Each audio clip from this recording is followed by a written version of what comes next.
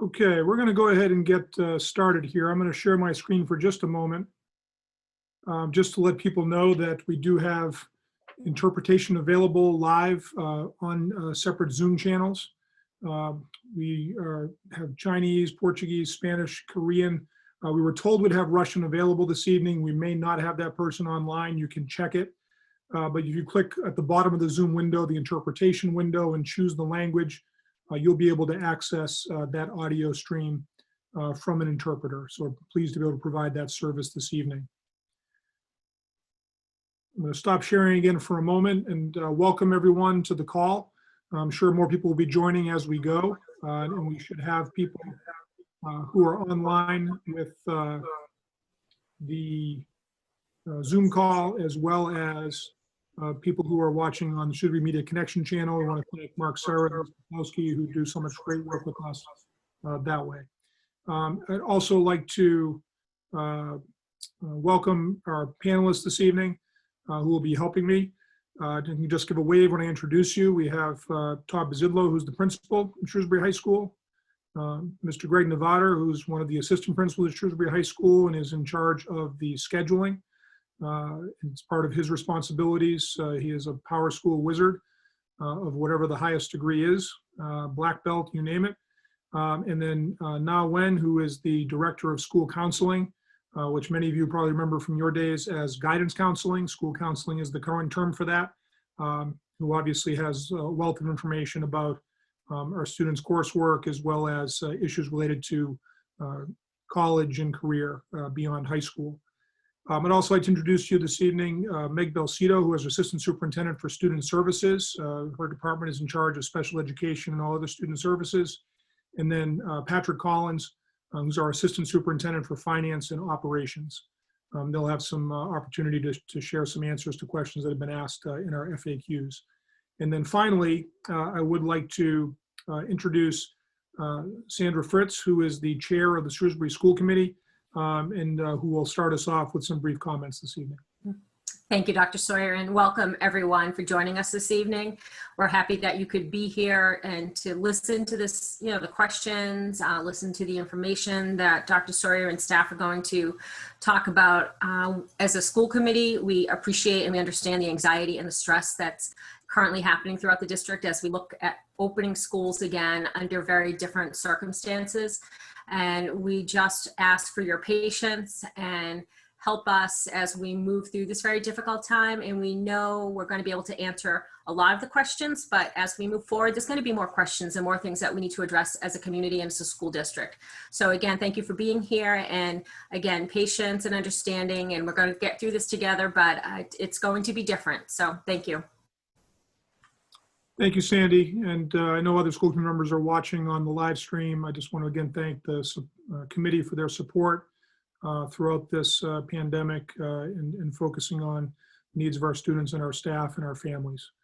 At this time, I'm going to shift over to a presentation that I'll go through to try to help answer some of the questions that have been coming in to the email address, the 2020 reopen at shrewsbury.k12.ma.us address that we set up, that we know are common questions, and then we'll have an opportunity to answer questions that attendees are asking. You have the opportunity to ask a question through the Q&A function that's at the bottom of your Zoom screen. And I want to be really clear that we're not going to be able to answer everyone's questions this evening. And there'll be some nitty-gritty detailed questions that we just don't have the answers to yet. But we'll do our best to try to give you as much information as we can.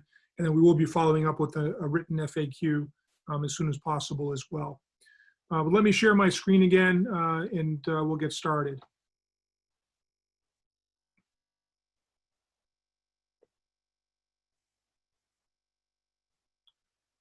Okay, so again, welcome. And for those of you who don't know me, I'm Joe Sawyer, the superintendent of schools. I know a lot of people on this call because I am a fellow parent of a recent class of 2020 graduate, a member of the junior class this year, the class of 2022, and then an 8th grader who's in the class of 2025. So I do come at this work from dual perspectives, both as an education professional and who remain incredibly honored and proud to serve as your superintendent of schools, as well as a fellow parent and resident of Shrewsbury. Just want to remind everyone again, if people are just jumping on, that we do have some interpretation on this call. Chinese, Portuguese, Spanish, Korean, and we may not have Russian, but you can try that. And you can click the button at the bottom of the Zoom screen to get those interpretation channels. I do want to start out this evening again by sharing the 3 messages that we've been sharing all along during our planning for the reopening of school. The health and well-being of students, families, and staff is priority number 1. Our focus for the coming year is to try to create the safest school environment we can for our students and our staff that prioritizes everyone's well-being and enables high levels of learning for everyone. And of course, this planning is being done based on guidance from not only the Mass Department of Elementary and Secondary Education, but also from public health authorities, while we closely monitor the latest information, both from medical experts and the evolving data regarding the pandemic, here specifically in Shrewsbury, as well as locally in central Massachusetts and across the Commonwealth of Massachusetts. And I'll talk a little bit more about that in a moment. I also want to welcome all the staff members from Shrewsbury High School who are tuning in this evening as well. We've welcomed our staff to be part of these webinars as well. We will be providing some staff-specific communication and webinars in the near future, but we're pleased that our staff are viewing this as well. I want to welcome them. Really, there are 2 goals for this webinar that I want to articulate. We really want to make sure we can answer families' questions in order to help you understand our plan as it currently exists, and provide enough information so that you can make an initial choice for which learning program to select for your child at the high school age. It has the side benefit of providing some information generally, and of course for our staff who are watching as well, who I just mentioned. I just want to remind families of the initial choice process. You'll go in through the PowerSchool parent portal. There's a blue heading that's labeled Fall 2020 Reopening Learning Program, Family Choice of Option. We'll ask you to submit a choice for each of the children you have enrolled in Shrewsbury Public Schools. We're asking if you can to submit that by tomorrow at 4 o'clock. We are continuing to work on an FAQ document, and we've been using each of the webinar Q&As to help us further refine that. Given the fact that we won't be able to get that out until tomorrow at the earliest, it's likely we're going to extend that deadline through Sunday. I'll make sure I communicate that in writing when we send an email out to you tomorrow with the FAQs we have for you at that time. But if you can make it by tomorrow afternoon, that's great. But we're going to give a little bit of a longer period so people can digest the information. But we need to start planning on Monday in earnest based on this information that's really critical for us to have, as you'll understand as we go through some more of this information. The initial choice process, this initial choice, and this has been a question we're getting a lot of, whatever choice you make in PowerSchool over the next few days, you will be able to change that choice prior to the start of the school year. We'll give some more specifics on that once we have a better handle on the detailed planning we'll need to do with the information you provide us now. The other question we're commonly getting is, will a student be able to change their mode of program during the year? And the answer is yes, they will, but there will be a waiting period once the school year starts, and I'll give more information on that later in the presentation. And then this initial choice information will enable us to make more detailed plans, and we really do appreciate your assistance with this by providing us with that data. I do want to share some information now. We've committed to be looking at all of the public health data that we can from various expert sources. This is something that came out of Johns Hopkins that shows the various states across the country in terms of where their positivity levels of positive tests. And this Johns Hopkins piece is indicating that those states that are in the green, which includes Massachusetts, you can see the green arrow pointing to Massachusetts there, are in a position to essentially be reopening in a phased way, including the reopening of schools with mitigation factors in place to guard against the spread of COVID. So that's something just to keep in mind, and it certainly is understandable. We're all seeing lots of media stories about the very difficult situations that exist in states to our south and west and in the Midwest. Fortunately, here in the Northeast, the virus is much more under control. The spread is much less, hence the green rating. The 5% threshold is one that the World Health Organization has established relative to a threshold to be considering when you're thinking about bringing people back to different kinds of in-person activity, including education. Additionally, the Commonwealth of Massachusetts just this week, they're starting to release data in a different form and using this benchmark as a new benchmark, and especially connecting it to schools as one area. This is the average daily case rate per 100,000 people. And so that's the 14-day average rate that our communities experienced. On this map with this first rating, Shrewsbury is labeled green, meaning it has had less than 4 cases of COVID during the past 2 weeks on a 100,000 person basis. Those communities that are labeled in white have just overall fewer than 5 reported cases, no matter how big they are. It's not per 100,000. Communities that are yellow have 4 to 8 cases per 100,000, and those are in red have more than 8 cases per 100,000. And the Department of Elementary and Secondary Education did provide a benchmark connected with this, indicating that if a community is shaded white or green, their recommendation is that community should be able to return students to school either fully in person or, if the space is not really available based on the community's determination, in a hybrid model. And the hybrid alternating schedule model is what the school committees recently unanimously approved here in Shrewsbury.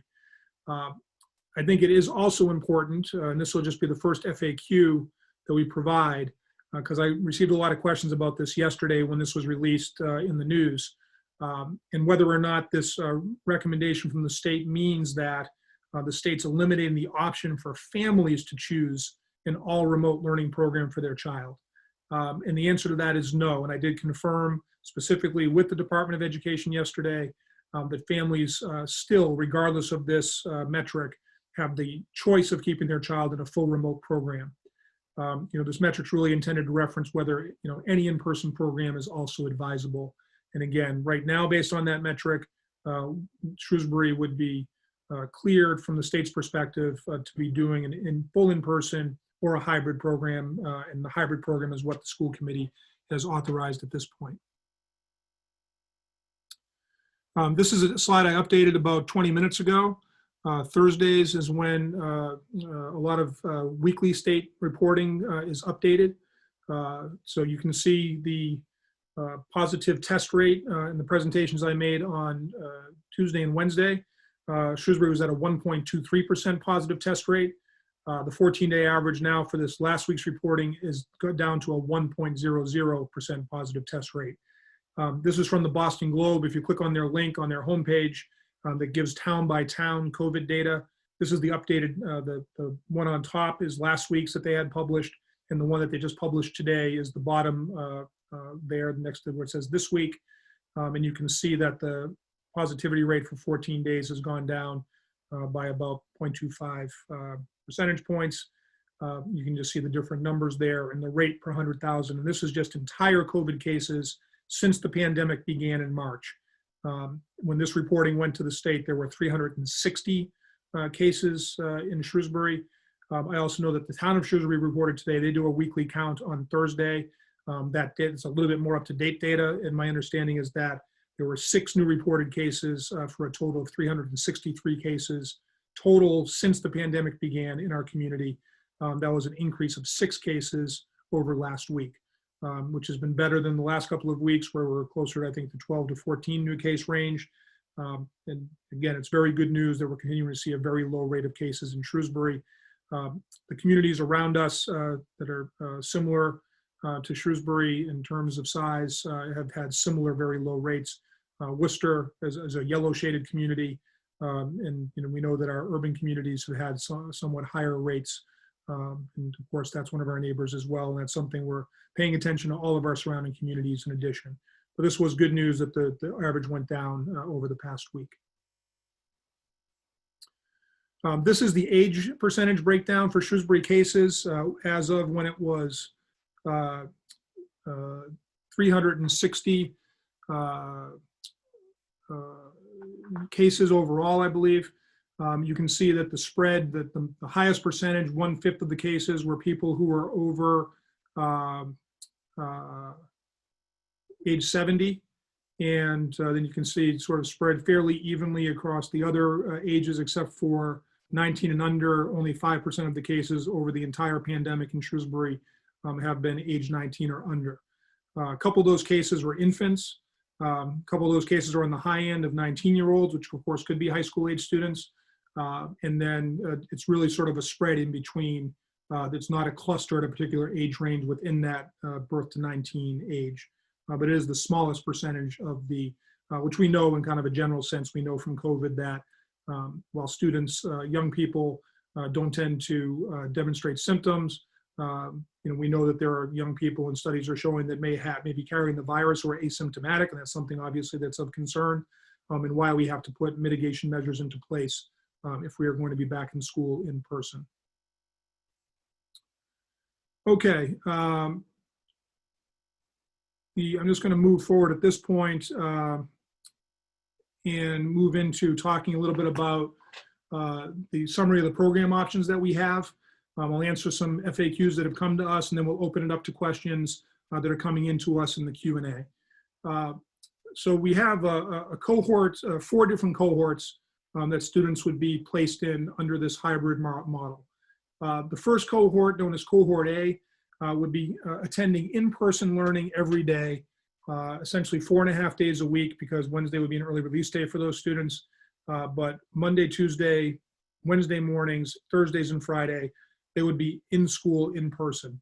That is because these are students who have particularly high needs when it comes to their educational needs. It's a very limited number, and I'll talk more specifically about each cohort in a moment.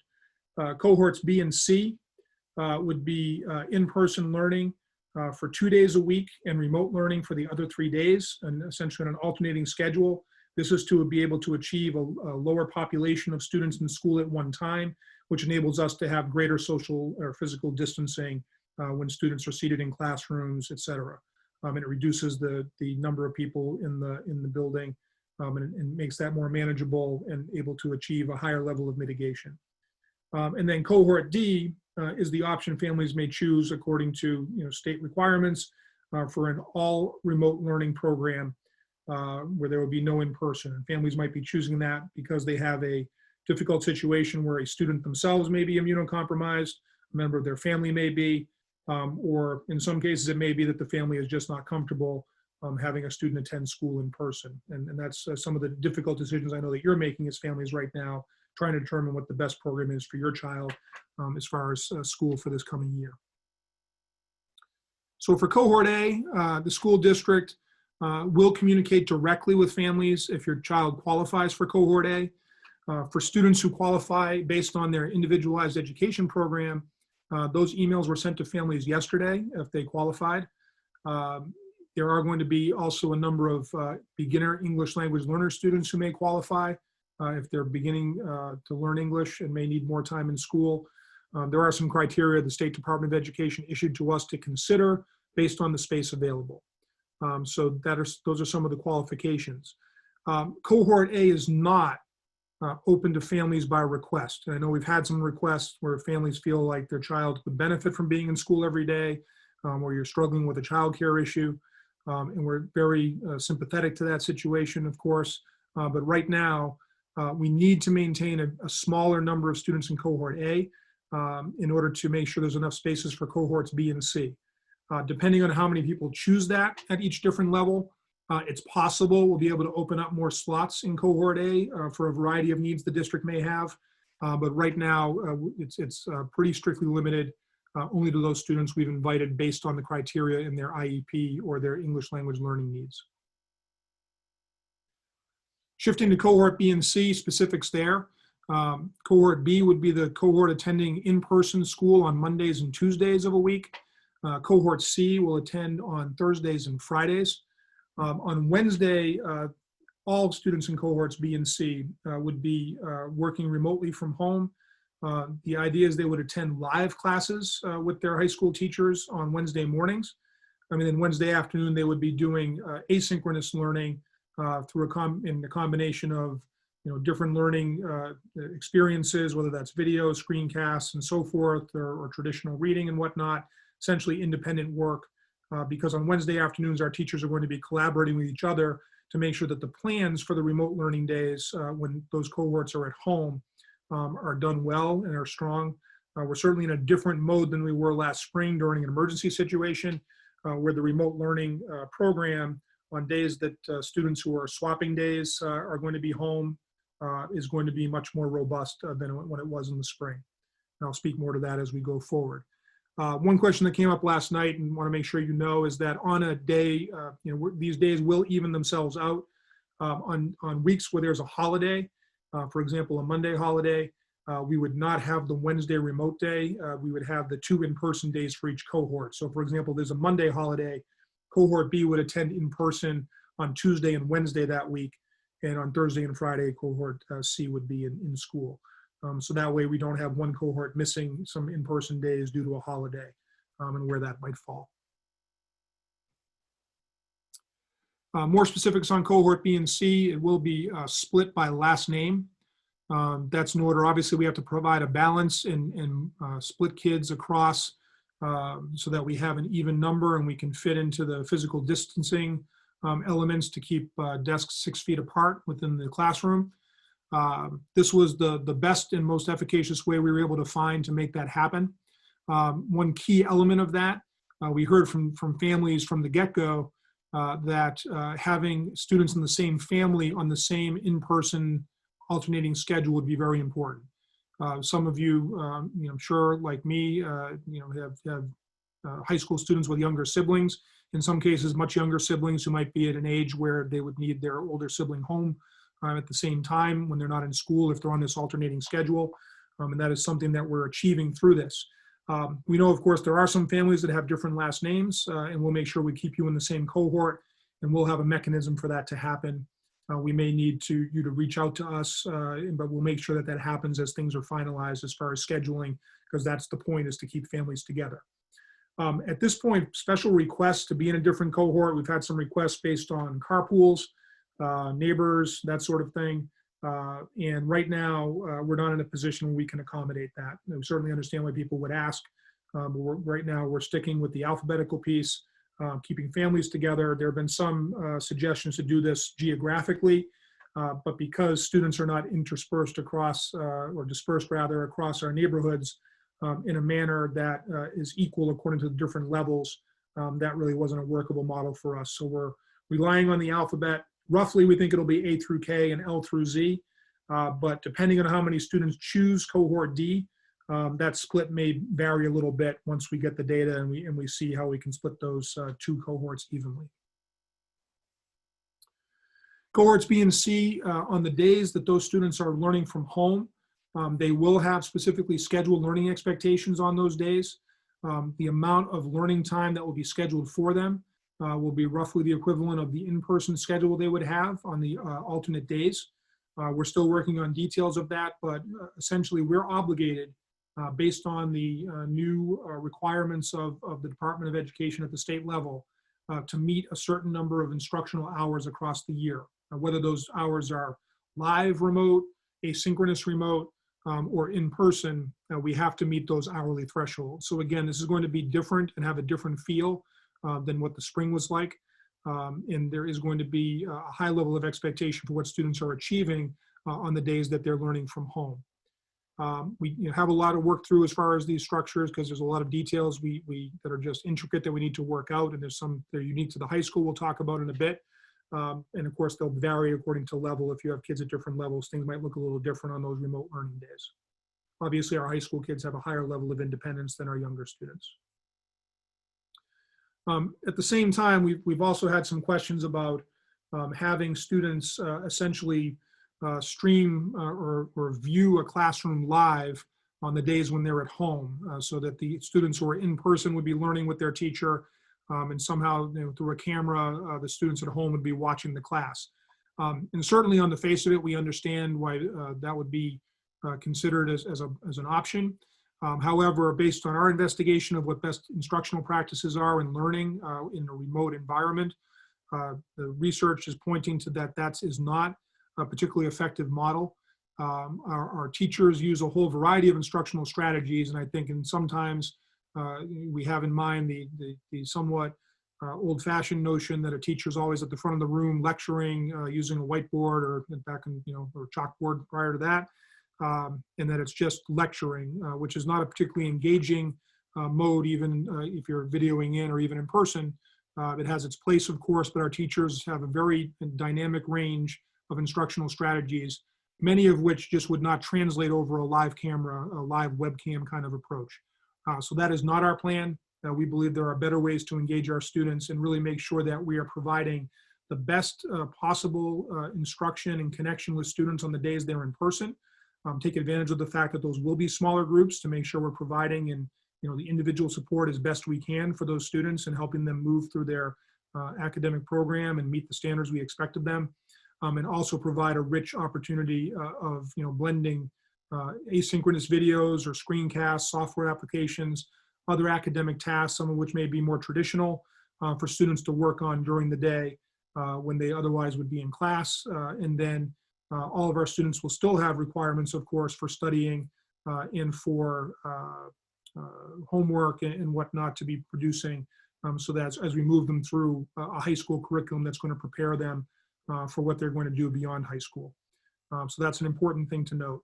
On those remote days, they have those blended pieces. There also could be some different live interactions that students have. These are not on the Wednesdays, but say the Monday, Tuesday, or Thursday, Friday when they're at home.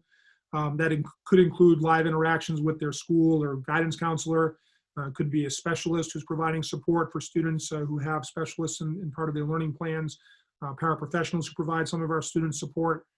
Could be different ways in which we're connecting with students on the days that they're at home at some point. So there could be some live interactions, but most of that learning for high school students on those days they're home would be asynchronous, engaging in various learning opportunities.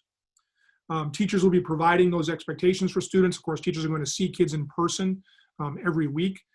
We heard loud and clear from our teachers when we began this planning work that they wanted to see their students in person at least weekly to keep them connected. That's particularly important as an aside for our youngest students, but we think there's real benefit for our high school age students as well. There are some districts that are opting for a week on, week off approach, but ultimately we felt splitting the days across a week and having kids in person every week was a stronger way for teachers and students to stay connected, because we know those relationships are certainly critically important for learning. Let me shift to Cohort D at this point, and I think this is probably the most complex element of this approach, particularly for high school.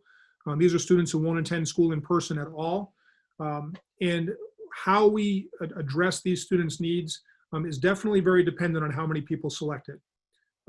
Right now, in this, regardless of what level students are in, we don't know if it's going to be, we're going to be able to provide Shrewsbury Public Schools educators providing the learning for those remote students with Shrewsbury curriculum, or it may be taught or facilitated by SPS educators, but using some third-party online curriculum, or it could be entirely elements of it or entirely taught by third-party educators with an online curriculum. Any online curriculum will be aligned to the Massachusetts standards. We're committed to that, and so that there are connections. But that is something right now that, while I wish I could give you specifics about this, we just don't know at this point. We can tell you a few things, though, based on some of the questions you're asking.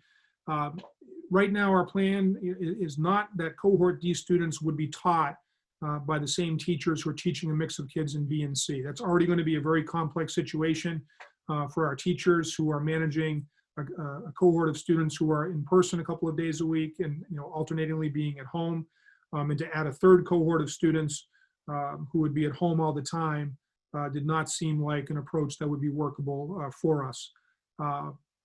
And then there'll be some students with very specific needs that will be there every day as well, and that's something that's a little bit more to the unique needs that they have and supports they already have in place. Also want to mention that if the district were forced to go to an all remote learning process at some point during the year because of the way the virus evolves, we're going to be, it's likely students in Cohort D are going to remain being taught by the teachers they're engaged with in that program. However, if it turns out that it's going to be a longer period, or we know it's going to be for a significant or the rest of the school year, we do reserve the right to shift that assignment if it's necessary to do so, and we think it's in students' best interests. The third bullet on the slide indicates this is all remote programming at the high school level is particularly challenging, where the structure is that students have a schedule that's made up of a variety of courses that they've enrolled in. So unlike an elementary teacher or class or student rather, who has one main teacher and may have a few special classes during the week, or a middle school that's taught with a team of teachers who are connected.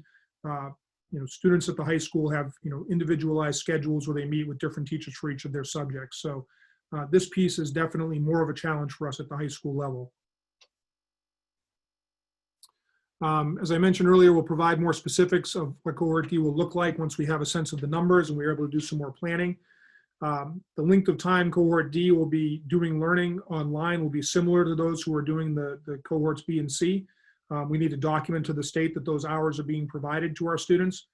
And I do want to mention that most high school level third-party online programs, typically the way that they would work, and we provided this to students sometimes if there's a student who's had to be out of school for a significant health need, or they may have moved in at a certain point in the school year and we need them to do some remote work before they maybe start a certain course with us at the semester mark.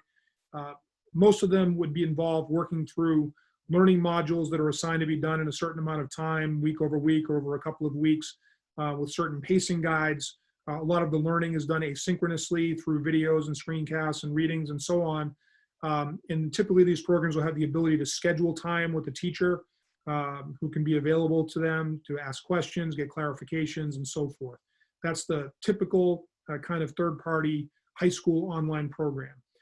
There's mixes and matches of that. There are some programs that have more live in-person teaching. There are certain programs that are less able to connect with someone live. And we're reviewing what the programs that are out there that the state has contracted with 4 groups. 2 of them are virtual schools that have been operating for a number of years in Massachusetts. One is called the Tekka Academy. The other is called the Greenfield Public Schools Academy. It's an online school where they have kind of more that live teaching model. There's also programs that the state has contracted with called, one's called Edgenuity, and another is the Florida Global Virtual School. They've been players in this online learning model for a significant amount of time.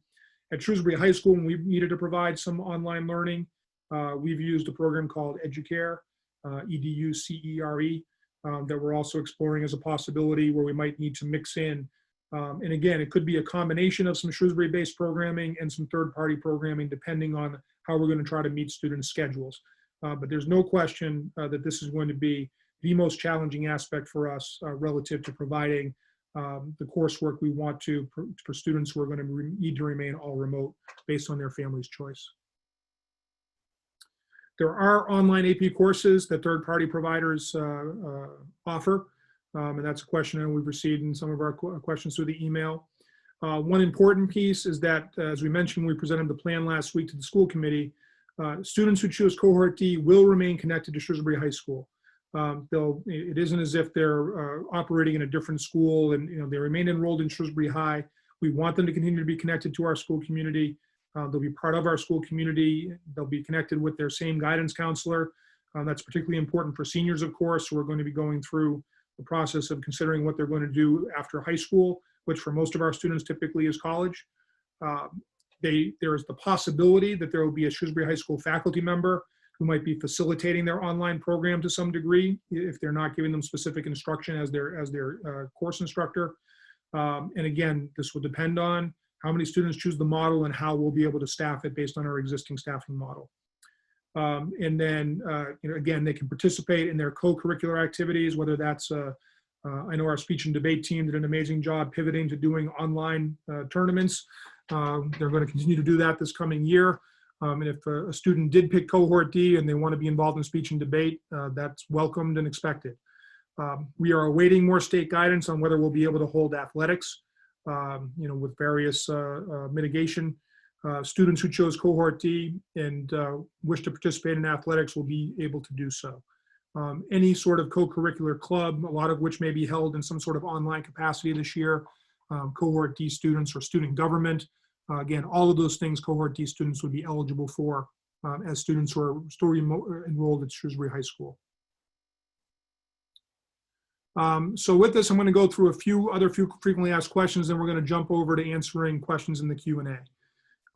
This first question I mentioned earlier, can a child switch from one program to another in person versus remote during the school year if the family changes its mind? The answer to that is yes. We're asking you to make this initial choice. We'll probably extend that deadline through this Sunday. Once the school year starts, you're going to be able to choose to change if you'd like, but there will be a waiting period. That waiting period could be upwards of 30 days. It could be longer. We would hope to make it as quickly as possible, but it's really going to depend on where we are in a grading period, where we are in a unit of study. We want to be sure that we are able to provide a smooth transition between those programs. And obviously we have to pay attention to if we're going to re-enroll a student from into cohorts B and C, we have to make sure we can do that in a way where there's desks available with the physical distancing. It's not a simple switch. So families should be prepared that if they wish to make a change during the school year, there will be a substantial waiting period more likely than not. And that's just want to make sure people have fair warning of that.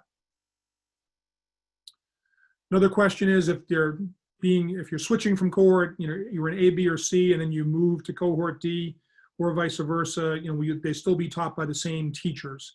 It says team teachers there. That's from the middle school slide last night, but essentially the same teachers they would have had. So if you opt for cohort B or C, you're going to have a schedule of Shrewsbury High School teachers. You're seeing them in person a couple days a week. They're going to manage your online learning as well on the days you're home. You'll be Zooming with them live on Wednesdays and on Wednesday mornings. And ultimately, the family, you decide that you want to move to cohort D and to do all full remote. You will not be, we'll be setting something else up for you. You won't be having those same teachers you've had to that point in the year. We'd be moving you to some program in the cohort D, whether that's Shrewsbury teachers who are different or third-party educators in an online program. That's the part that we're still trying to work out the details. That's another reason why switching during the year will require a waiting period, because it's not as simple as just flipping a switch. Questions come up, will attendance be taken for remote classes? The answer is yes. Students will be accountable for engaging on their remote days. We're working on some of the details of how we will do that, but students will have to engage on their remote days in various ways, and that will be expected. We will be demonstrating attendance, and that will be part of the students' responsibilities and part of their record. The other question is, will students receive grades? Obviously, we're in a very different situation than we were last year during an emergency shutdown. Student work will be evaluated by their teachers. They will receive report card grades in a traditional way. Those grades will be official and go on their transcript, and they will not be pass-fail. They'll be graded under our traditional system. That will also be the case for students who are in cohort D online. And that's another question we've been receiving. Will remote courses in cohort D count as Shrewsbury High School courses on a student transcript? And the answer to that will be yes. They will show up on the transcript. What they'll be called specifically will depend on the program they're in and how we're allocating that, or it's just another version of the same course name that we have. But I also want to note, especially for our seniors, that our school counselors, when they write their letter that each school counselor writes for every one of our graduating seniors who are applying to college, they will explain the circumstances that the student is in an all remote program and what that means and what that looks like. And I know Ms. Wen will be happy to answer some questions people have about the college situation, especially for our students who will be seniors in the coming year. This other question has come up a lot from parent emails we've been receiving, and we know from the input that our teachers have been giving as well. And the question is, are our schools' HVAC systems undergoing an assessment? The answer is yes. Our Town of Shrewsbury Public Buildings Division is contracting with a third-party expert authority to not only review all of our schools' air exchange systems, but also to make any repairs necessary, which is something we do in an ongoing way anyways. They'll be providing a public report. And I do want to note that Shrewsbury High School's system for air exchange does meet the national standard that's through ASHRAE, ASHRAE, for fresh air exchange. And at this point, I'm just going to ask Patrick Collins, our Assistant Superintendent for Finance and Operations, give just to flesh that out a little bit more in terms of what we're doing as far as looking at our air systems, HVAC, in terms of making sure that things are operating properly. So Mr. Collins, could you jump on for a moment and expand upon that? Sure. I think I have my video and audio both on. Hopefully you can hear me okay. I can, yes. Okay. So yes, so our heating, ventilation, air conditioning systems certainly are in generally very good shape in comparison to, I think, other communities. The town of Shrewsbury and the community has provided ongoing investment to capital infrastructure over past several decades. So we have relatively new buildings, generally with the exception of Beale School. And in terms of HVAC recommendations, one of the biggest benefits that we're going to have is having 50% of the building occupancy in the building at any one given time. So right there, you're kind of reducing, the population, and that is a huge boost to the so-called air quality. The HVAC systems will be running longer than they typically do during an occupied day. They'll be running at least 2 hours prior to the start of the school day, during the entirety of the school day, and then 2 hours thereafter. So, those are some of the things that happen. There's typically, ongoing preventive maintenance, like change of filters and things like that, that are just normal routine things. And then, as Dr. Sawyer mentioned, is a third-party independent review of all of our systems. And we're hopeful to get those reports by the end of this month, but fairly confident that they'll be before the students arrive. And certainly, just give an outside review and see if there's any gaps that we need to remedy. These are mechanical systems like anything else, including your home, that require ongoing maintenance and sometimes repairs and maintenance. So there's a whole confluence of things happening to ensure that we have a healthy and safe environment for both our staff and our students. Thank you very much, Patrick. I appreciate that. So one more here that's come up with us a lot, and we're getting questions from parents about this, and that's the question. Of course, we've seen things in the news from other parts of the country where mask wearing is not as expected, and it's looked upon more as a personal choice, and that's playing out in some places elsewhere. The expectation and the requirement is that all of our students will be wearing their masks. And that's at all ages, from our youngest students all the way through our oldest. It's because it's an absolutely key part of mitigating the risk of spreading the virus. And we are being clear that these are masks only that meet our specifications, not gaiters, not buffs or bandanas. Those are not shown to be as effective as typical masks. And everyone will be expected to wear one with very, very limited exceptions. Where there's a case of a documented medical issue. And we've been assured by the pediatricians we've been consulting with that it's very rare that someone's medical condition would actually preclude them from wearing a mask. So we really don't expect, very, very rare for that to happen. And we're going to have some students who have some significant disabilities who wearing a mask physically is going to be a challenge. Again, and particularly at the high school level, we expect that to be very rare. And even with those students with those challenges, our staff will be working with them to try to help them adjust and wear that mask despite some of the challenges they might have physically based on their disability. But that should be a very rare occasion in Shrewsbury High School. As far as the last bullet, I want to be very clear with our families and our staff who are watching. That this is a requirement we're going to enforce very strictly. I think we have a terrific group of students at Shrewsbury High School. Of course, they're adolescents, and some will test authority from time to time. But we are going to be certainly emphasizing this before school starts in person, and we're going to be very clear of what the process will be. If there's a student who is just being defiant and does not want to wear their mask at a time other than when they have the ability to have a mask break and it's safe to do so, that student will be expected to immediately put that mask back on. And if they choose not to, they're going to be referred immediately to the administration to be removed from the situation, sent home, and the conversation with that family will be, if the student is not going to wear their mask, they need to be in the full remote program, period. We're not going to fool around with this whatsoever. It's a critically important part of the mitigation strategy to maintain the safety of everyone involved. So that needs to be made very clear. And it is not a matter of personal freedom or independent choice. If you are going to be an in-person student at Shrewsbury High School, unless it's medically documented or you have a very significant disability, you will be wearing a mask or you will not be part of the in-person learning program. So I just want to make sure we emphasize that.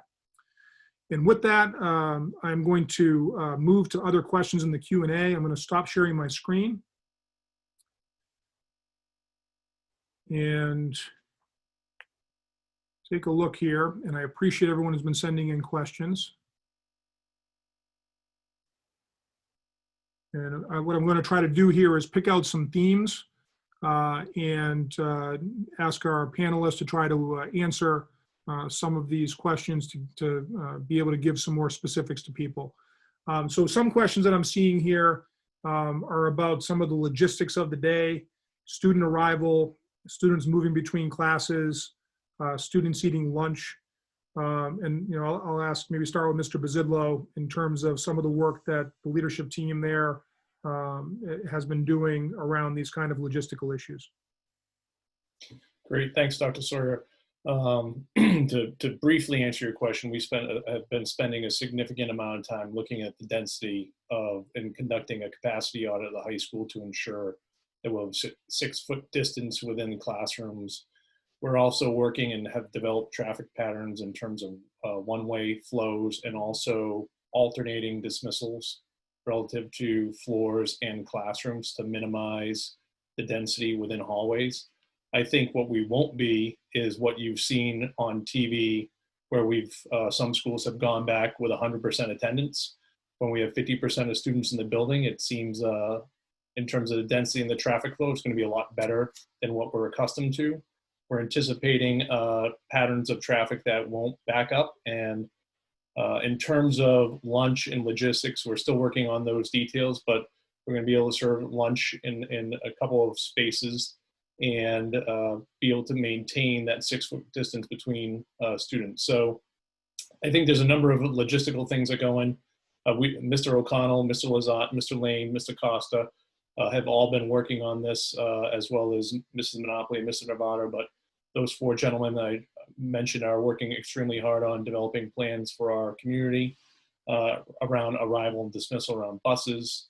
So all those things are taken into consideration as we're moving forward. Thanks, Mr. Bazillo. Along the lines of, again, some of the logistics, there are some questions in the Q&A about cleaning of the building. And Mr. Collins, maybe you can speak a little bit to your work with the Public Buildings Department and how that's going to be looking. Sure. Thank you, Dr. Sawyer. So certainly the Public Buildings Division, which handles all the custodial operations, is going to be hiring additional staff during the daytime to provide enhanced cleaning per the Department of Education and CDC guidelines for frequent cleaning of high-touch areas like door handles, restrooms, and certainly we're going to have staffing to assist with cleaning of cafeteria tables and desks between lunches. I think it's also fair to say that the students, especially at the high school level, will have to play an active role in their own hygiene. This isn't a situation where, third parties or other people kind of take care of everything. So, I think with the changes of classes at the high school level, students will be expected to clean the desk either before or after they sit down. And we'll have paper towels and cleaning supplies in each of the classrooms to do that, along with hand sanitizer in all of our classrooms, pre-K through 12. So personal hygiene and mask wearing are probably the 2 primary things that one can do to help prevent the spread of COVID. And so those things will be primary, but there will certainly be additional staff during the school day to provide enhanced cleaning. Thanks, Mr. Collins. I'm just going to jump around here as I see different questions and themes, especially those that are coming up more than once.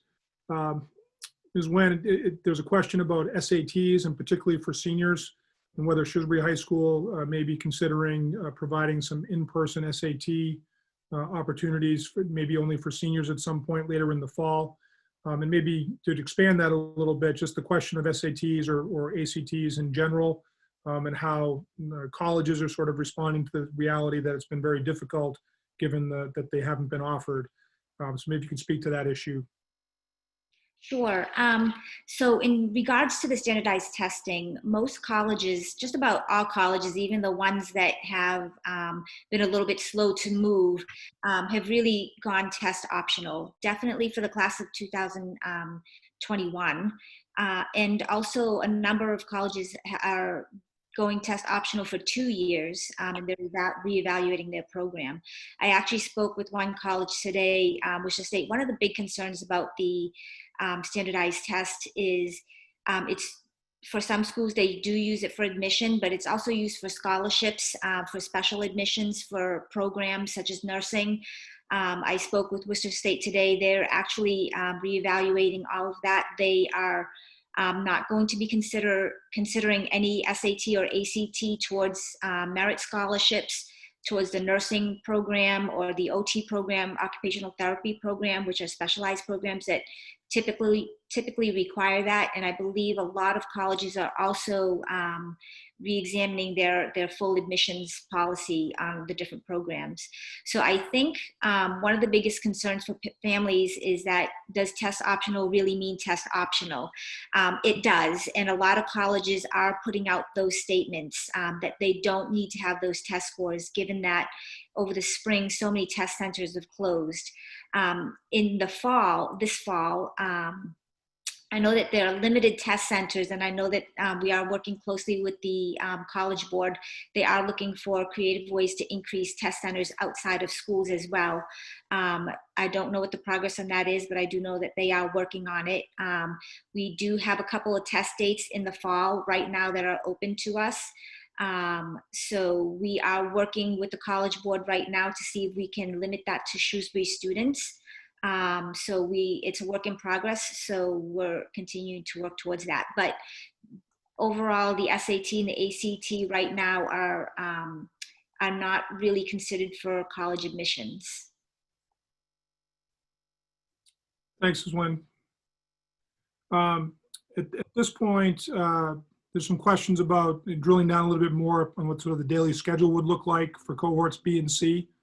And maybe if, maybe Mr. Nevada can start with this in terms of how the schedule would run, how many periods a day on the days they're in person, what those classes would look like, what we're thinking about the Wednesday morning when all students in B and C would have live classes remotely. Maybe just take us through what that structure looks like at this point. Sure. So for those days in which students are at school, we would be running a 7-period day, which means that whatever courses a student is signed up for at the high school, they're meeting with those teachers every single period. In the past, we've had a drop period.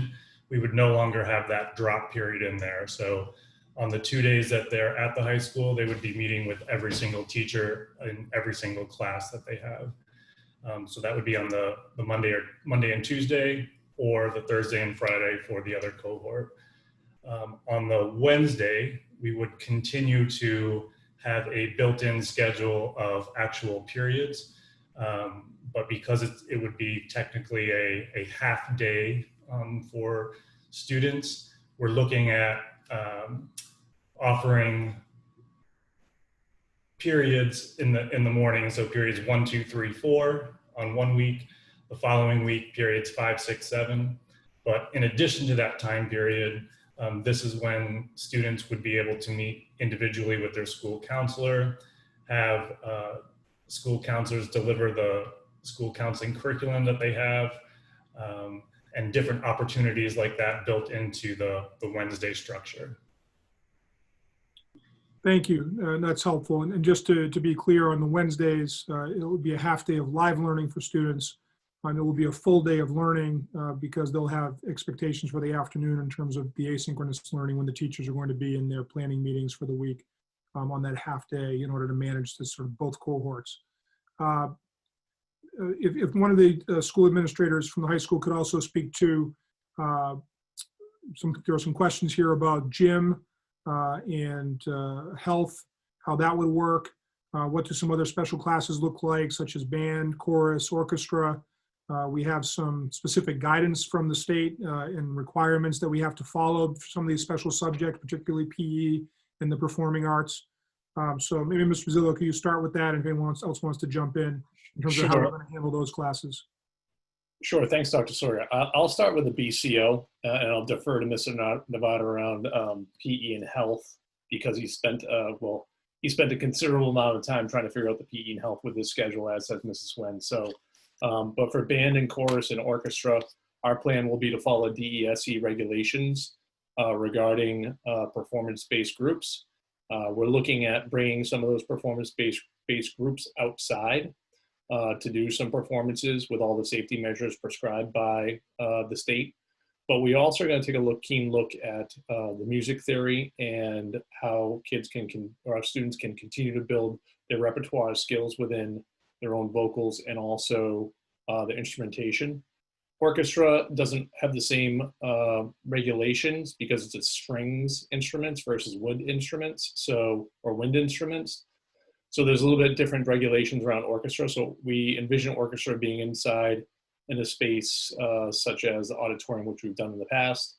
The band may have to use a different space, but could be outside, as well as chorus might be in a different space, but also outside. But we intend on offering those electives for students who signed up. I know that our Director of Performing Arts, Mr. O'Toole, Mr. Laporto, Mr. Lapramato, and Ms. Mercadante have been working really hard to integrate all these things, also including some software options for students for ensembles. So I know they're meeting tomorrow morning around working on some of the details around this, but we do plan on offering that for our band, chorus, and orchestra electives for students. Maybe now Mr. Nevada can weigh in on the PE and health. Sure. So in non-COVID days, in a regular school year, PE is required all year long for all of our students. And we plan to offer that again in this kind of model. Health is in non-COVID days required for one semester, and that too will be offered here in cohorts B and C. The way that looks specifically is that if I'm scheduled for health and PE during period 2, when I'm in school on Monday and Tuesday, Monday I'll have 1 day of PE, Tuesday I'll have my health class in person. So you're meeting 1 day of PE, 1 day of health on the 2 days that you're in school. And this is certainly going to look different than we've had in the past relative to some of our electives, but we want to provide opportunities for our students and still allow them the appropriate electives that would match their health and well-being, but also their passions around music and performing arts. Okay, thank you very much. At this point, I'm going to shift over and ask Meg Belcito to help us with there have been some questions that have come through to us about students who have individualized education plans. If those students choose cohort D, how we deliver those services, how do we support kids generally, whichever model that they choose. This is, of course, really complicated work. I do want to thank, and there are some Shrewsbury High School faculty and paraprofessional staff who just finished 4 weeks of in-person education that was held at Sherwood Middle School with about 85 or so students, I believe, who have significant needs and are eligible for summer programming each year. And we were able to run that program very successfully and safely. And that's something that I really appreciate the work that those staff members did to provide those opportunities for those students who really needed some successful in-person connections and work in terms of their programming. But Ms. Belcito, if you just talk in terms of the high school level, some of the delivery of services and what we're proposing to do to assist those students. Sure. Thank you, Dr. Sawyer. I appreciate the kind words about the summer programming. And I too am very appreciative of what the staff, the paraprofessionals, and the educators did during the past 4 weeks with our students for the first experience back into a school building. And overall, we're quite pleased with how things went. So that we were going to take that momentum and keep moving forward to help with our reopening of programming for students. And as far as special education services, in any model that a family picks, so whether it's B, C, or D, the students that have IEPs will have the services that are in their service delivery grid. And what that looks like, depending on the model that they're in, will be determined with the liaison and with the team chair at the high school and the director, in thinking about how to best service the students and to ensure that they receive the services. So it could be in person, if they're in cohort A, hybrid, meaning Monday, Tuesday, or Thursday, Friday. They would also have the opportunity for in-service. They'll also have the opportunity for some remote. So it will be a variety of ways that we will address the instruction that is needed through their service delivery grids. Thanks, Ms. Bilcito. I appreciate that. Thank you. Okay, trying to get to some of these other pieces here. Obviously there's a lot of questions about cohort D, how some elective classes would work. For example, if a student is in a choir and they're in cohort D and they're not able to participate in the choir that cohort B and C students are participating in, would that be a possibility? I'll ask the Shrewsbury High administrators to flesh this out a little bit, but saying from my perspective, one of the real challenges we have is that while we would love to offer everything exactly the way we would for our students who are in cohorts B and C, it is unlikely we'll be able to do all of that. There may be some specialty courses that are available, and we certainly will look to be creative to connect students through no fault of their own need to be in cohort D. But I just want to emphasize again for everyone, this is going to be an imperfect system. We're going to do the best we can to provide everything we can to our students, regardless of what mode they choose. Fortunately, there are online courses for most high school subjects, even some of the, someone asked a question about, I believe, Mandarin Chinese. We know there's Mandarin Chinese courses online, for example. There was a question also about whether there'd be honors courses in remote. That's a detail we would have to work out. We know there's some AP classes. Obviously, we're offering these for Shrewsbury High School credit.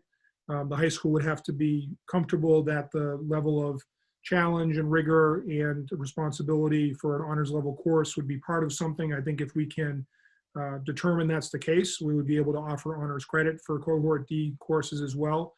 But that's a process we have to go through. But anything else that Mr. Zidlow or Mr. Nevada or Ms. Wen, you'd want to add to, how we might try to replicate experiences students would have if they were in cohorts B and C, if a student is in cohort D, the all remote cohort.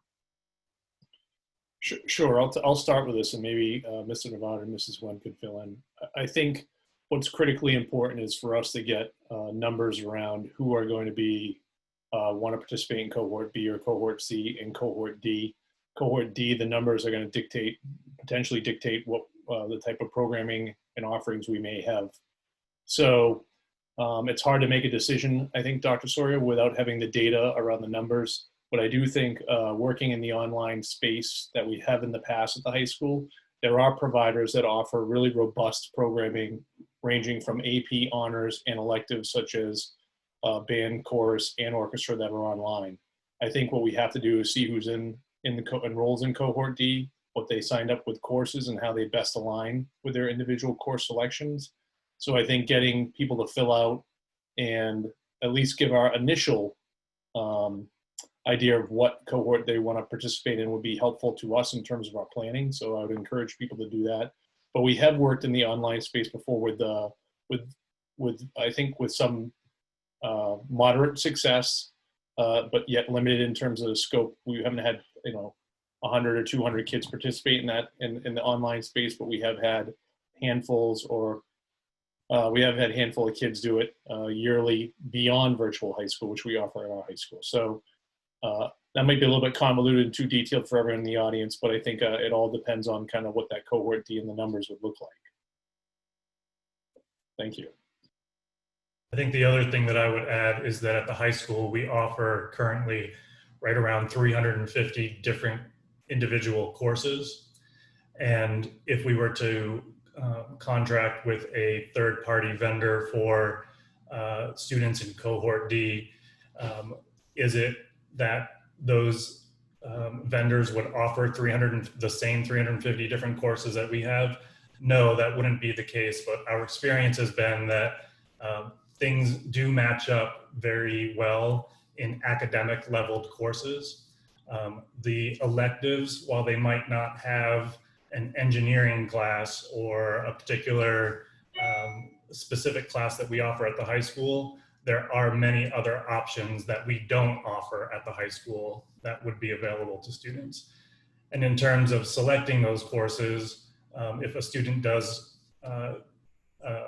choose all remote, the plan would be to meet with SHS staff to make certain that the selections that the student is making is appropriate for what that student is looking for and can easily transition back to the high school for when we're in non-COVID days.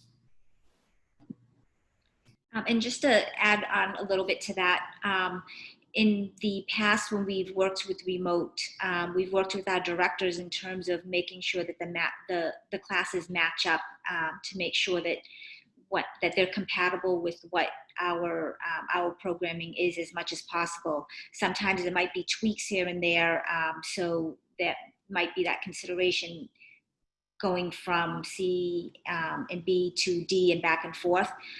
So it really is a matchup that needs to happen, and directors are involved in that process as well. Thank you. I think that's very helpful information. Ms. Wen, to stick with you for a moment, we had mentioned about the fact that if students in cohort D, we're going to keep them connected as they're still on the caseload from their Shrewsbury High School counselor. Can you just talk a little bit more? I'm sure we have some incoming freshman parents who are on the line, and then we have some, I'm sure, students who are first time through or who are seniors for the first time. Just explain a little bit about how our students connect with counselors, and even though under these circumstances, those meetings may very well be over Zoom, even if you were in cohort B and C, because we want to really try to maximize the time students are in class with their subject teachers on the days they're in school. It could be they're having some of these conferences on days when they're home, or if they're in cohort D when they're home all the time. Can you just talk a little bit about sort of the structure and how we connect on an individual basis with students with their school counselors? Sure. What will happen is counselors as a department, we will be meeting to kind of discuss specific details about how we'll work with students this year. I think what we're going to really look at is doing a lot of individual work with students, just to have that personal connection.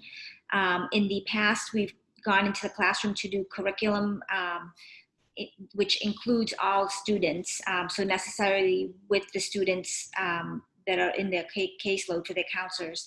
This year, what we're going to really look at planning either small groups, but definitely a lot more individual meetings with specific counselors and students for their caseload.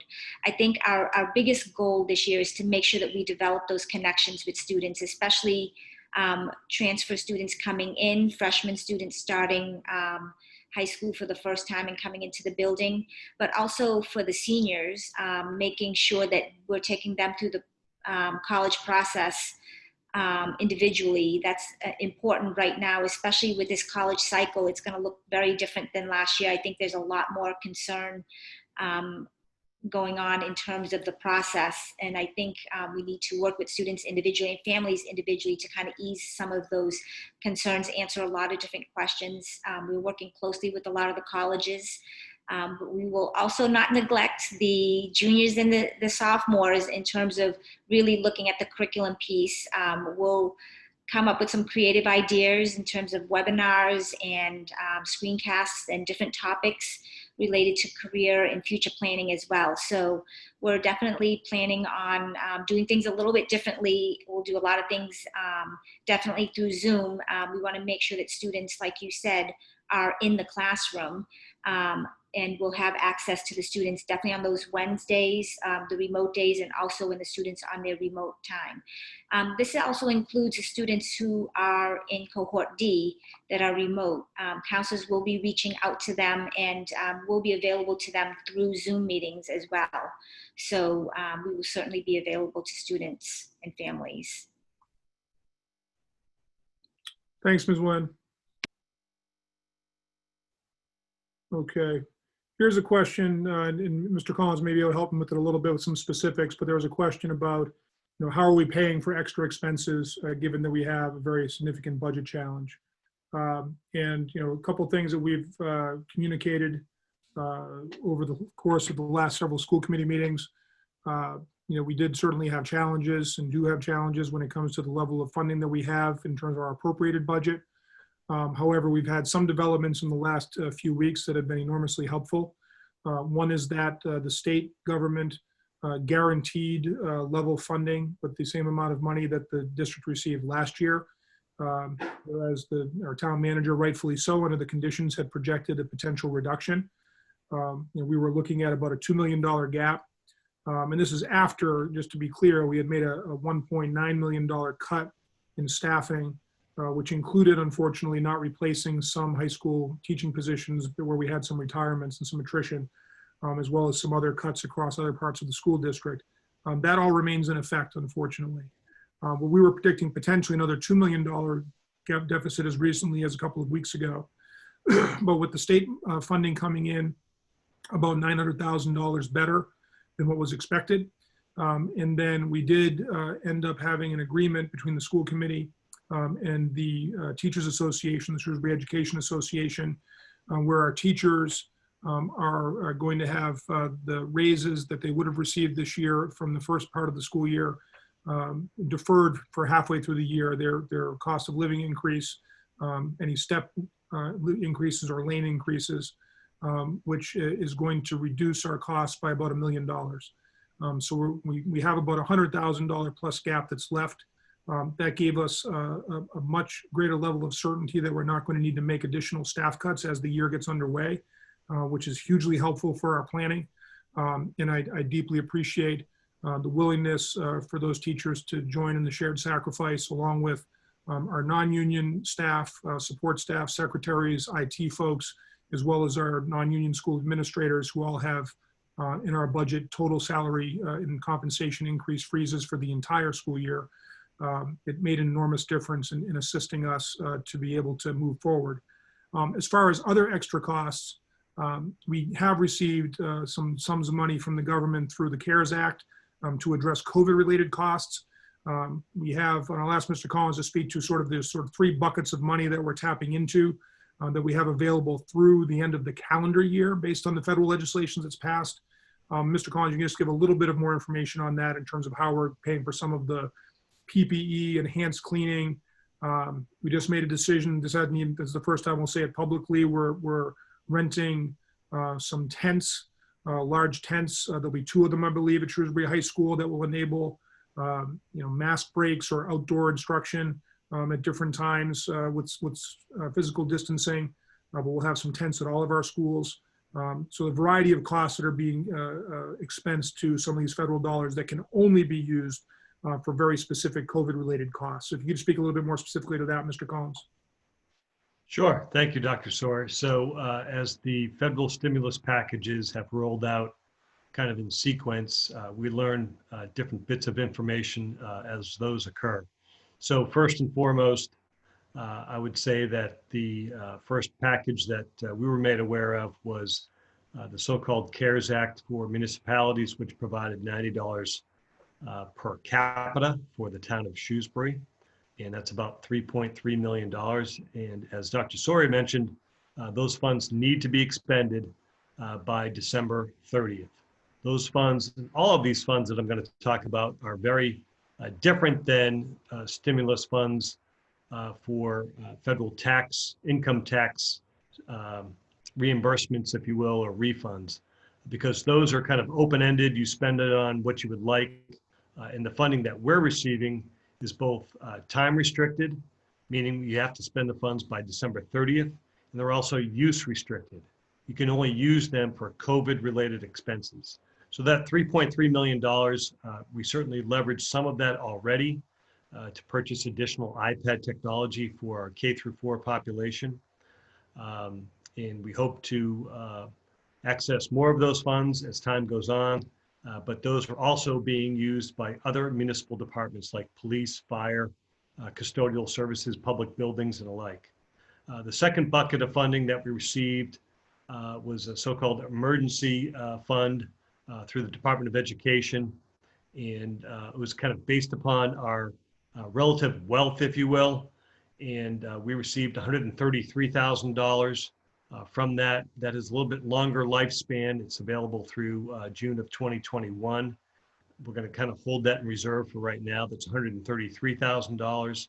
And then after that, we learned that we were receiving a coronavirus relief fund grant of $1.39 million. Those funds, again, are time restricted and use restricted. We have to use those by December 30th. That's when that funding expires. And that causes us some concern for how we're going to operate the rest of the year beyond that, the fiscal year and the school year.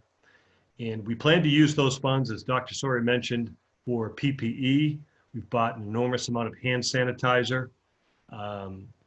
Tents, as was mentioned, we'll be using those funds for substitute teachers and a whole host of other expenses that are kind of coming forward now as we near our reopening plan. So we do have some additional funding. That's how we're going to offset some of these new costs. And we're hopeful for the next stimulus package, which we are hopeful that will provide funding beyond December 30th and carry us through the rest of the school year. Thanks, Mr. Collins. There's been a couple questions about lunch. Can students bring their own lunch? The answer to that is yes. Can students purchase lunch? The answer will be yes. There'll be more prepackaged kinds of foods, no salad bars or those kinds of things. So it'll be a bit of different experience there. We'll publish information more specific to that as we get closer to the school year. There's a couple of questions about whether students remain in the same class or if they'll be moving throughout the building. I can give a general answer to that, and Mr. Zillow can add on as necessary, but the state guidance indicates that in a general sense for all students across the school district, if students can minimize travel, that's a good thing. But with the understanding that the way high schools operate, the Commissioner of Education has been very clear, at least on conference calls with the superintendents, there's an understanding that that part is going to be different. And really the way our high school program works, that's just not a feasible model for in-person learning. Hence the idea of one-way passages through hallways, some staggering of dismissal from classes, as Mr. Bizidlo spoke about. But one thing we would be doing, because we need to be able to know where students are sitting, the students will have assigned seats in each of their classes. Again, that I think we all know with the 6-foot distancing, it's understood that's kind of the standard that people are used to when we talk about when it's necessary to wear a mask or not. That if you're with 6 feet or closer, you should be wearing a mask, and beyond 6 feet is where that mask piece would not be as important. We're doing both, of course. We're requiring masks at all times in school with 6 feet. Because we're trying to, add additional mitigation to the situation in terms of safety. There's been some questions about what constitutes a close contact. I know that Noelle Freeman, our Director of School Nursing, and in her consultations and our consultations with medical experts and public health experts, a close contact is essentially defined as being closer than 6 feet for a 10 to 15 minute period. And that is really what we're trying to avoid through the process that we're using and the mitigations we're putting into effect. That said, there's some questions in the chat or the Q&A about what does it look like, or what happens if a student tests positive, what if a student's been in close contact of someone. First off, and we'll be providing very specific written expectations for families and students with regard to this. Excuse me. We're expecting that there's self-checks that are done every day before students come to school. We are not going to be checking temperatures on the way in. The guidance from the state and health experts is that there are just way too many false negatives and false positives for that to be an effective approach.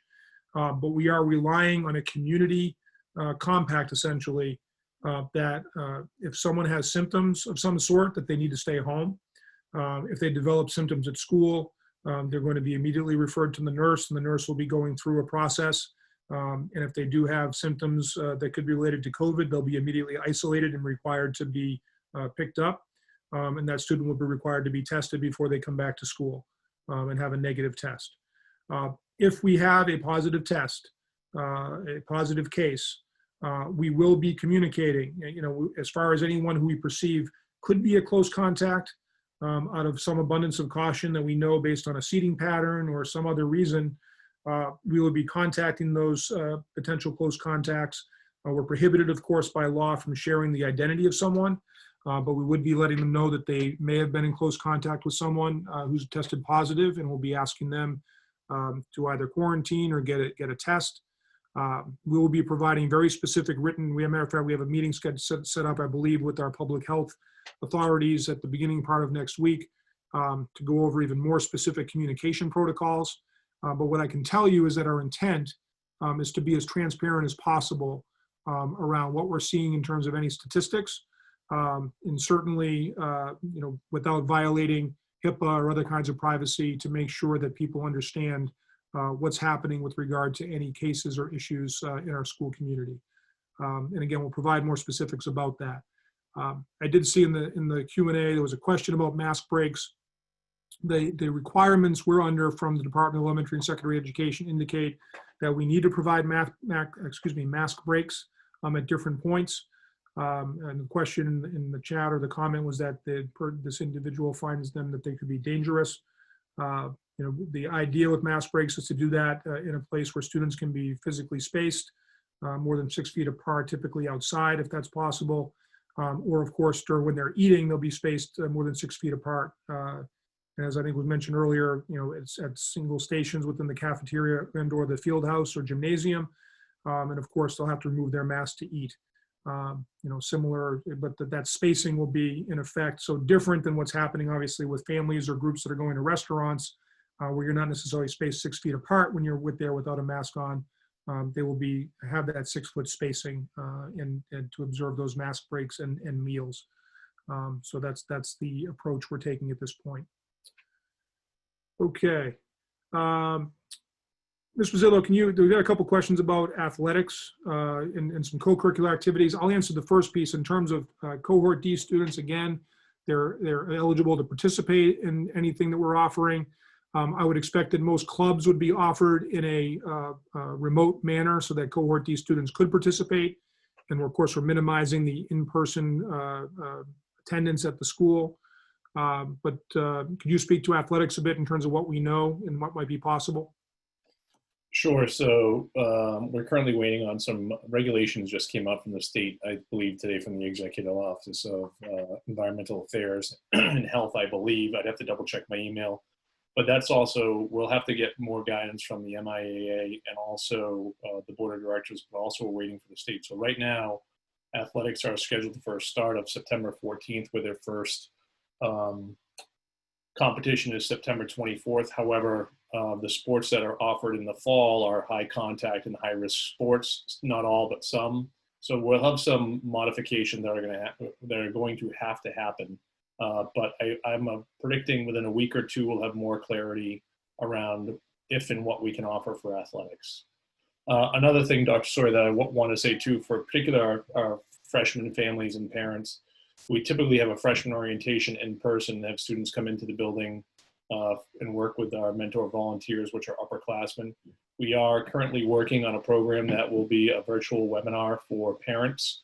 I'll be sending out information for families around freshman orientation that they can participate in that. I'll have more information included in that letter with how students incoming freshmen will work with our mentors in our mentor volunteer program. It might be online through Zoom first, but typically we assign mentors for all incoming freshmen in pods. So we're still working on the details of that. We'd like to keep some of those really important things intact that make connections not only with students, but also our school community. And last but not least, and you can correct me if I'm wrong, the technology I think comes up as well. We typically have issued new iPads or new iPads for all freshmen, so that will be happening as well. And I know Mr. LaRue in the IT department's working on that, but we still have to, again, get a communication out and figure out details as it relates to some of the workings that we're going to do with freshmen. So there's a lot going on top of just reopening schools. So we're working on it. Thank you, Mr. Pizzillo. We're almost at the end of our time. I'm going to try to take some quick hit questions and just try to provide the information that we do have. One question has come up a couple times here in the Q&A is if a student's in cohort B or C and they get sick, not with COVID, but they're going to be out for a week or two, bad cold, whatever it might be, would they be forced to switch to cohort D? The answer to that is no. Just as during normal school times, our teachers will work with students to make up work if they're unavailable for attending school or they're too sick to be doing classes even at home. I think we're even better positioned than ever in terms of students being able to keep up if they miss some school and learning due to illness because of the way that we'll be doing a combination of in-person or live instruction and asynchronous instruction. And someone asked the question, and I apologize because it is jargony. Asynchronous essentially just means it's not live teaching in the moment with a teacher, but a student on their own is interacting with course materials, videos, recorded screencasts, other kinds of reading or independent studying to do work that's been assigned to them by the teacher. And that has been another question in terms of what the schedule would look like. The intent is to mimic the kind of course schedule that they would have on a day that they're in person with work assigned by the teacher that will be provided to them both when they're on their in-person days as well as maybe on their, as well as through Schoology where they'll get their assignments in terms of the kind of work that they need to complete and how that's expected to be done. It's quite possible they'll be expected to connect and coordinate with study groups just like they might for a project under normal circumstances to do some work together with students from the same class who are in their cohort. We're going to try to make the days that they're home remote as engaging as possible. But they will not be receiving live instruction from the same teacher. They'll have the live instruction from during the 2 days that they're in person. The 2.5 days of live instruction, of course, is much more than any live instruction that happened during the year last spring. And so that's increased a great deal for the students in B and C. And the idea is that to try to provide that same kind of mix for cohort D between some sort of live connection with educators as well as then the asynchronous or work they're doing in a more independent basis or working together with other students in a study group kind of or project group kind of model. And we'll keep working through that. We got much better at our ability to plan those kinds of things as the spring went on. Our teachers, of course, are not paid during the summer. They're not working during the summer, although we know because of the professionals they are, they're doing lots of planning and work and thinking about what they can do to provide for their students.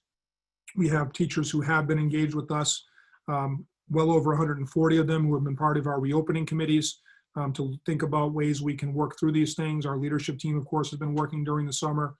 And the fact that, just remind people that based on the state providing this expectation, we are delaying the start of the school year for 10 days.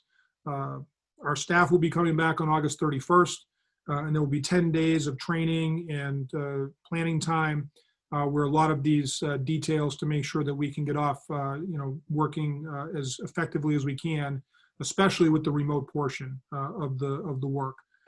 There's some questions in the Q&A about what happens if we have to shift to all remote because of the way the virus evolves. I expect students would stay with their same teachers, at least for some time period. The B and C would remain with those teachers all year long is our expectation. Cohort D students will have to see what the length of that kind of shift might be initially before we make any decisions about their programming changing. But that's what that looks like at this point.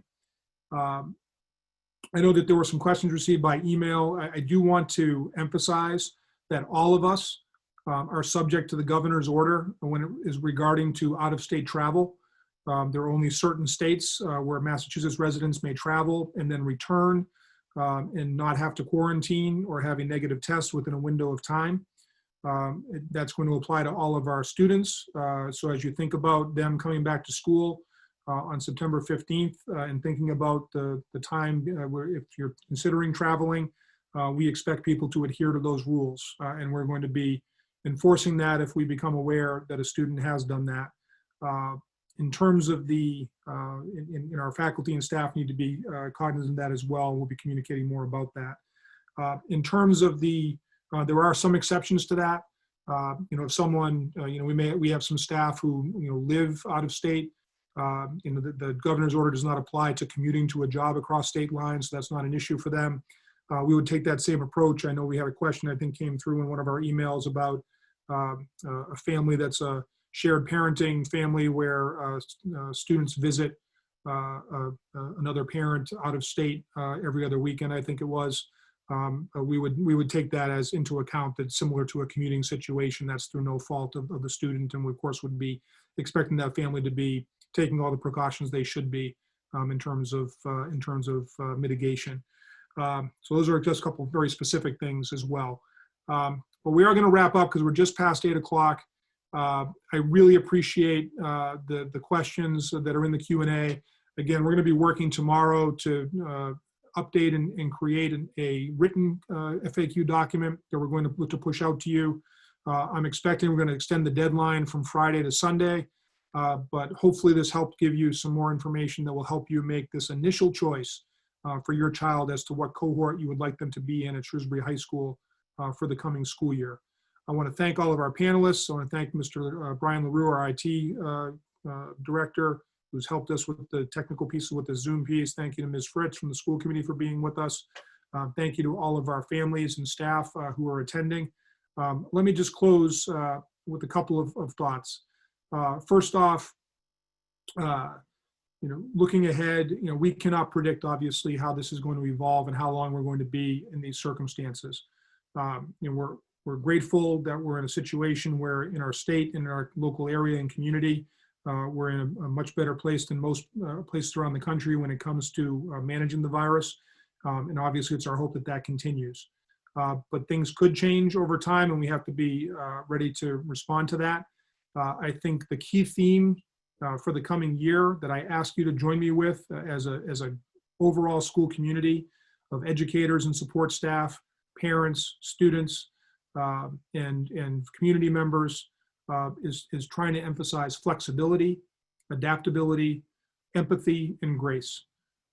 This is going to be an imperfect situation, no matter what we do. And we are very cognizant that whatever decisions we make, there will be some who are disappointed or disagree.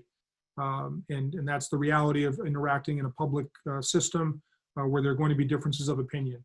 What I can assure you is that the Shrewsbury High School leadership, the district leadership, working in accordance with experts, we're doing everything we can to balance the risks between obviously the very real risk that it's very human and natural to feel a level of fear, a level of anxiety regarding the pandemic and the coronavirus. At the same time, we know that there's also very demonstrated risk, and I know this is where the American Academy of Pediatrics has landed. There are demonstrable risks and negative effects of students not being able to be in school. And right now, what we're working to do is balance those risks with a plan that mitigates the risk to a very, very significant extent in terms of any in-person interactions, and at the same time mitigates the risk that comes with what happens to students if they're out of school, and the lasting effects that for some students can be worse than others, of course, depending on their situation of not being as engaged with school. This is incredibly complex work. I appreciate everyone's feedback and questions. We'll continue to do our very best to provide our students with what they need and to do that in a way that is as safe as possible for our students, our staff, and our families. And with that, what I'm looking forward to somewhere on the horizon, we don't know how far out, I'm predicting what my best day of my career is going to be. That's the day when we come back into full school without these mitigation measures, because we've been able to get past this pandemic and get back to a more normal situation. But we don't know when that time is going to come. In the meantime, we've got to remain, persevere on behalf of our kids and our school community, and on behalf of our educators, who are superb, and I know will adapt in ways that will help our students to the greatest extent we possibly can be successful, both now and to set them up for future success as their lives go on. So thank you to our panelists. Thanks to everyone for attending. And again, we'll continue to communicate with you frequently as we work through this process. Thanks again. Have a nice evening, everyone.